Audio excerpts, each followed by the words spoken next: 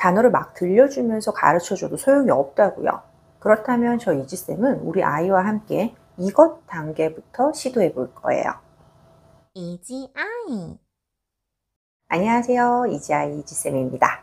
오늘 영상은 언어 표현이 또래보다 적거나 늦고 지시에 잘 따르지 않는 아이들을 위한 내용을 가져왔어요.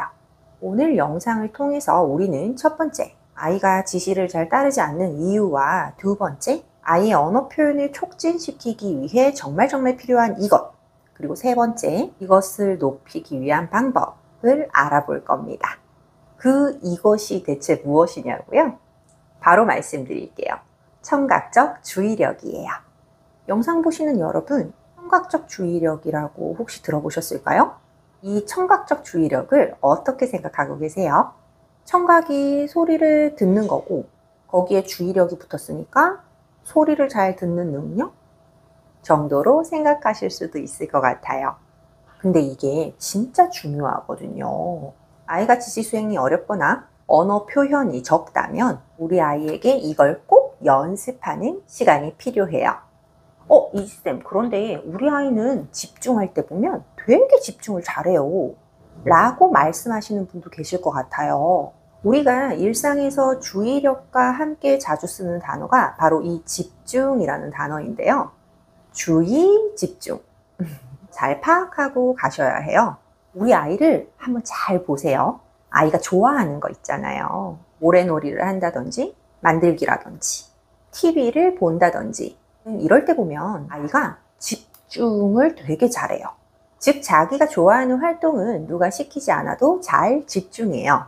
자, 쉽게 주의와 집중을 조금 구분해 보자면 먼저 우리 아이가 잘하는 것에 나타나는 이 집중력은 하나의 대상에 몰입하는 힘이에요. 모래놀이를 할 때 그 모래놀이에, 게임을 할 때 그 게임에 몰입을 해서 지속하는 거. 그게 집중력이죠. 아이들은 대부분 자신이 좋아하는 것에는 잘 몰입할 수 있어요. 집중을 할 수 있다는 것이죠. 그런데 엄마가 시키는 일, 양치를 한다든지 엄마랑 함께 말놀이 공부를 한다든지 엄마의 말에 귀를 기울여서 잘 대답을 한다든지 등등 이런 거에는 집중을 못해요. 놀 때는 그렇게 잘하면서 말이죠. 왜 그러느냐? 주의력이 부족해서 그렇습니다. 주의력은 어떠한 것에 관심을 갖고 기울이는 힘이에요. 집중력과의 차이가 느껴지시나요? 집중이라는 것은 하나에 쫙 몰입을 하는 그 자체의 힘인 건데 주의력은 내가 어떤 것, 즉 특정한 것에 관심을 가질지 말지 결정을 내려야 하는 부분이죠. 그러니까 주의력을 쓸 때 아이는 일종의 선택을 하게 되는 셈이에요. 그거에 관심을 가질까? 말까? 엄마가 우리 아이한테 이지야 장난감 정리해 했어요. 아이가 정리한다 라는 말의 뜻은 알아요. 즉 언어 이해 능력은 어느 정도 있어요. 근데 안 해요.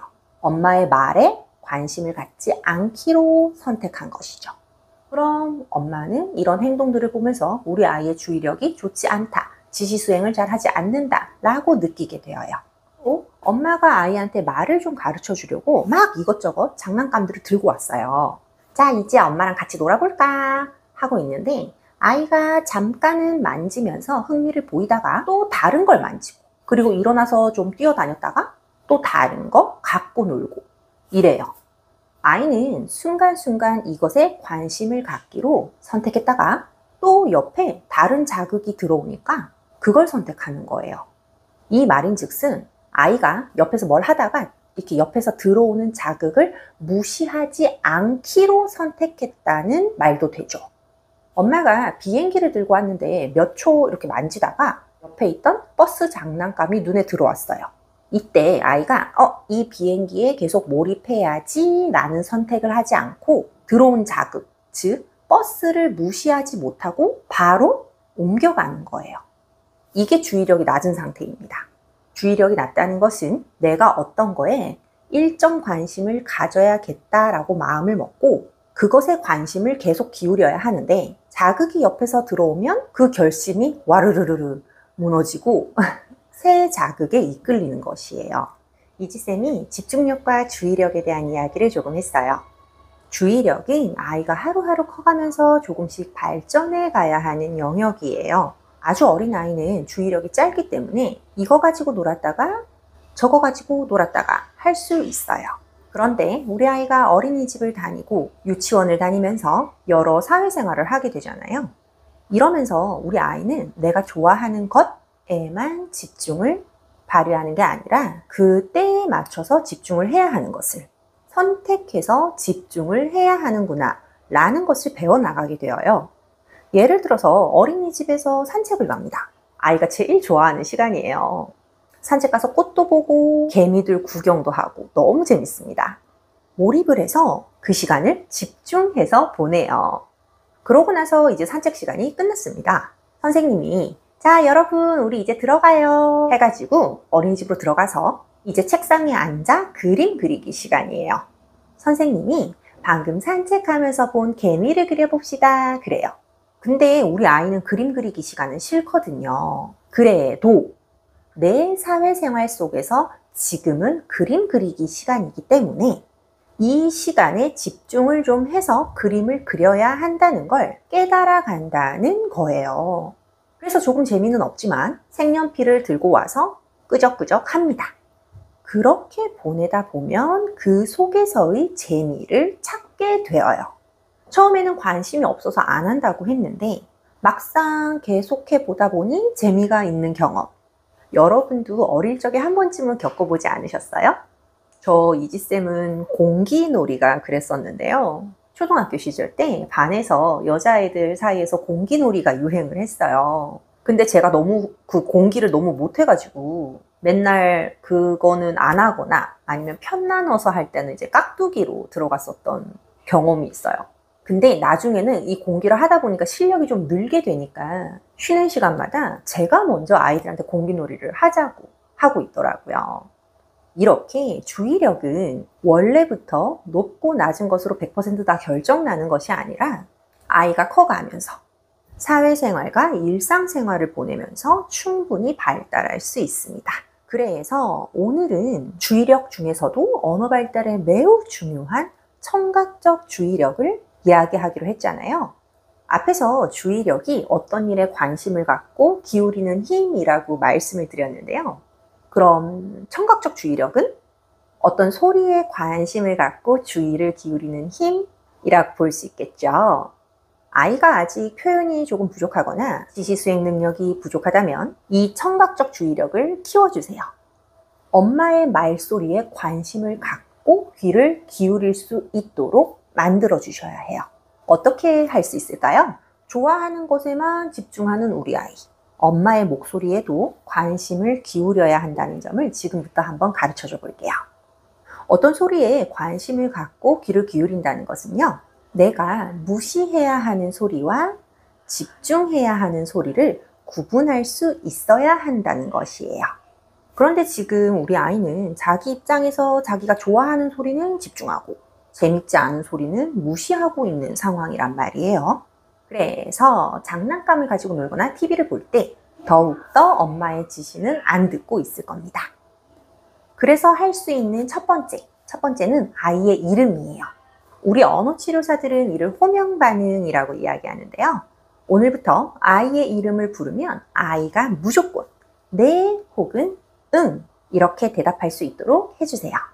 이지야 라는 소리가 절대 무시되지 않게 어떤 상황이든 이름이 불리면 아이는 대답을 꼭 해야 해요.